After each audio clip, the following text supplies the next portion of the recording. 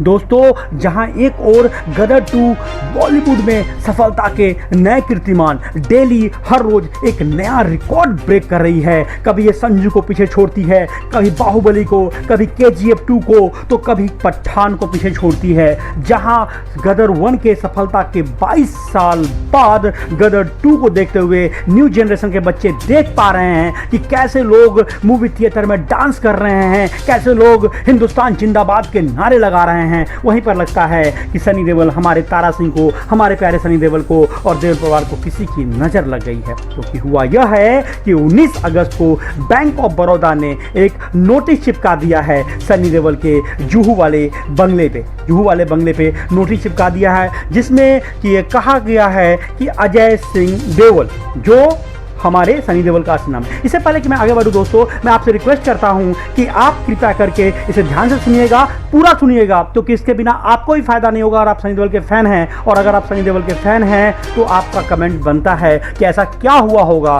कि bank of Baroda ने सनी देओल की प्रॉपर्टी को अटैच करने के लिए सरफेसी एक्ट के अंदर, जी हाँ, सरफेसी एक्ट के अंदर चस्पा चिपका दिया है, ऑक्शन करने का डाल दिया है। तो कृपया करके आप वीडियो को लाइक कीजिए, सब्सक्राइब कर लीजिए। और इससे पहले हम आगे बढ़ते हैं, और आपको भी जानना जरूरी है कि सरफेसी एक्ट क्या है, जिसके अंदर पीएम मोदी की इस भाजपा की सरकार में कोई नहीं बच पाया, और सनी देओल जैसे ताकतवर शख्स, जो कि गुरदासपुर से बीजेपी के ही सांसद है, उनकी प्रॉपर्टी पर भी बैंक ऑफ बड़ौदा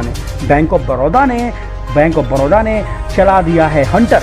और जहां ये फिल्म एक और 400 करोड़ कमाने जा रही है, जहां सकीना के साथ इनकी प्रेम की लव स्टोरी चल रही है, लोग बहुत पसंद कर रहे हैं, वहीं पर इस नोटिस को अगर हम ध्यान से देखते हैं तो मालूम चला है कि सनी देओल की प्रॉपर्टी जो है, इसमें सनी साउंड्स लोन का कॉर्पोरेट गारंटर है, सनी साउंड्स लोन इसमें कॉर्पोरेट गारंटर है, और इसमें इनके पिताजी धर्मेंद्र साहब पर्सनल गारंटर है। पर्सनल गारंटर का मतलब समझते हैं आप?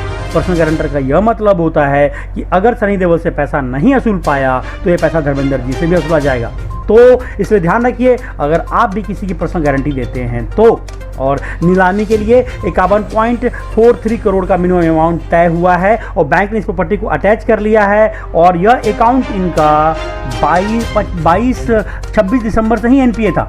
इस पर मैं आपका कमेंट जानना चाहूँगा कि इतने बड़े बड़े लोग हैं, इनका अमाउंट NPA क्यों हो जाता है। लेकिन हो सकता है, मैं यहाँ पर इंटेंशन पे बारे में बात नहीं करना चाहूँगा, क्योंकि कई बार होता है कि मुश्किल परिस्थितियाँ आती है। हो सकता है गदर 2 बनाने के लिए इतने पैसे लग गए हों, गदर 2 बनाने में इतने पैसे अनिल शर्मा नहीं दे पा रहे हों, या इतना लग गया हो, और पिछले कई सालों से सनी देओल और उनका परिवार यह दंश झेल रहा है बॉलीवुड माफिया का, बॉलीवुड बाइकॉट गैंग का।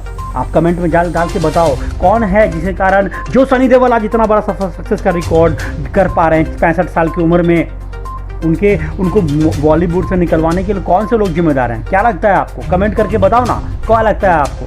लेकिन हमें पूरा उम्मीद है कि सनी देओल साहब मौके की नज़ाकत को समझेंगे, अपने वकीलों के थ्रू इसका जवाब दाखिल करेंगे, क्योंकि ये 13-2 का नोटिस होता है सरफेसी के अंदर। पहले 13-2 का नोटिस इनको दिया गया होगा, जिसमें कि इन्होंने 60 दिनों तक कोई रिस्पॉन्स नहीं किया होगा, तो अब पूरा राइट है बैंकों के पास, और इसे वो रोक नहीं पाएंगे, कोर्ट में भी स्टे नहीं कर पाएंगे, क्योंकि सरफेसी के अंदर एक्शन लेने में बैंकों का कोर्ट में चैलेंज नहीं होता है। वो उस प्रॉपर्टी को बेच सकती है और 30 दिनों के अंदर बेच सकती है, और 30 दिन की तारीख पूरी हो रही 25 सितंबर को।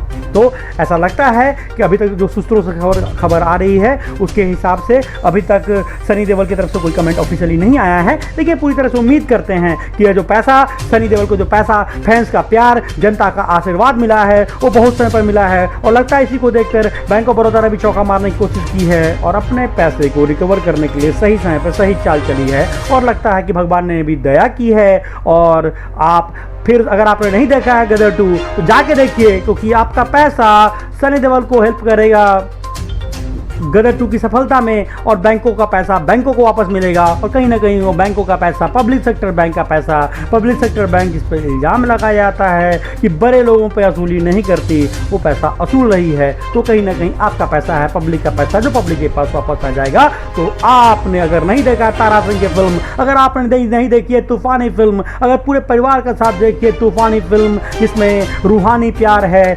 जिसमें सब कुछ है, और जाके देखिए हिंदुस्तान जिंदाबाद के नारे के साथ। जय हिंद दोस्तों, thank you very much. Share कीजिए और लाइक ज़रूर कीजिएगा, सब्सक्राइब कीजिए। Bye bye.